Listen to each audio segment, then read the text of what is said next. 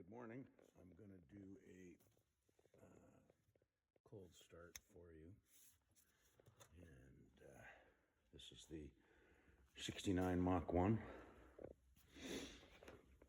And I'm going to do a couple of short videos because this is on my phone. Here we go.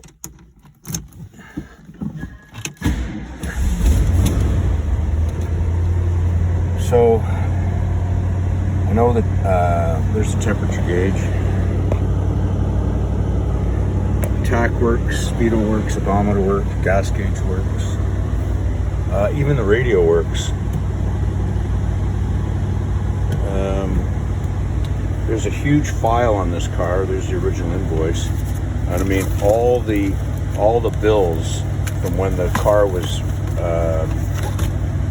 over its years of ownership, and it's all the same guy, and it's kind of cool. Back seat's down right now. I don't know if you can hear that.